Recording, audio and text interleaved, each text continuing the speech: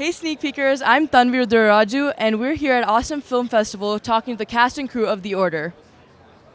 How did you have that process in writing with a lot of source material already predetermined, and how did you add your spin as a writer and your elements that you thought were important to highlight? This was like kind of a strange development process because Brian Haas, one of the producers, and I were sort of searching for a story like this, and so we found the basis of what the movie is about, and then went to find, what is like the mecca of research about this case, and it was this book that Kevin and Gary, who were Denver Post reporters, had written.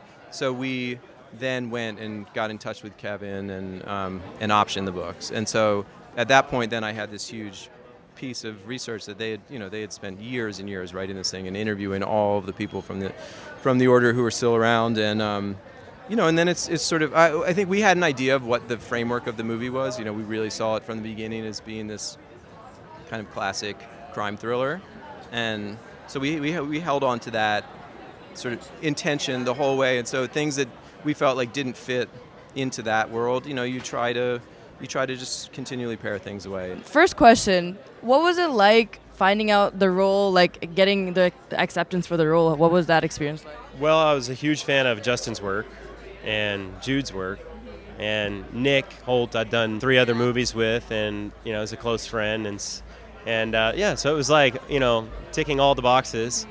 People who were really talented, who I admired, who I wanted to team up with and collaborate with and learn from, and it was just a great story with a great group of people. So when you did go into production, how much did the actors have an effect on maybe reworking the script and adjusting it to maybe translate better onto the screen? I mean, we really tried to develop the characters with the actors once we had them involved, and Justin Kurzel, the director, who's just this amazing filmmaker, he is really collaborative and experimental, and so I think that we got to have a bit of a rehearsal process where we sat with all of those guys who played members of the Order, and with Nick and with Jude, and he kept them kind of segregated, and then we did a lot of improv that I was there for, and I would listen to this is where it feels like these voices are coming, and then I would adapt the script based on some of that rehearsal. So it was a constantly evolving. The improv part is very interesting. Is that a process you've had to implement specifically for The Order, or is it something you've used before? It's something that I've several of the directors that I've worked with kind of have that approach, and I've come to really, really like it. It's not really what I thought. Originally when I was sort of starting off and writing, and I wanted to hold really tight to I wrote this line and it's good and just say it.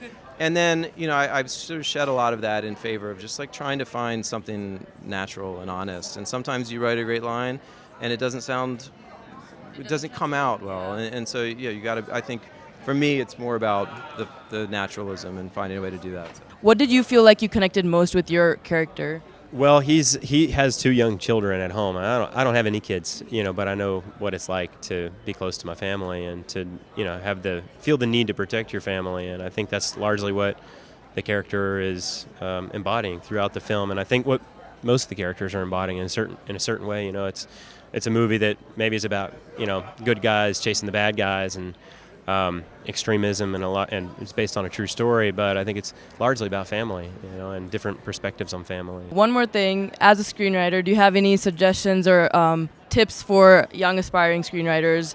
I always just say don't expect your first draft to be any good, and don't be worried that it probably stinks. And I mean, I think every writer, myself, I talk to, no one likes their first draft, and I think it's just really important to, if you have something, just get it out, get it down, and then realize it's going to be a really long process to make it, to polish and feel strong. And so I think just being disciplined of actually writing, I think, is the biggest thing. I think the best advice I ever heard was something Philip Seymour Hoffman said one time, and he just said, do it.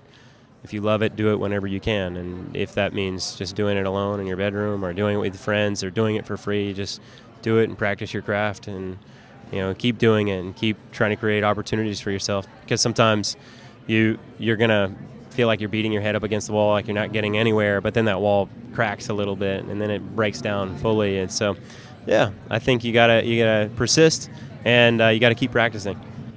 Thank you so much. And can we have a little hook 'em horns for the camera? Thank you. Nice to meet you. Have a good one. Hey sneak peekers, that's the end of the video. If you want to see more Austin Film Festival coverage, go check out our other videos. Bye!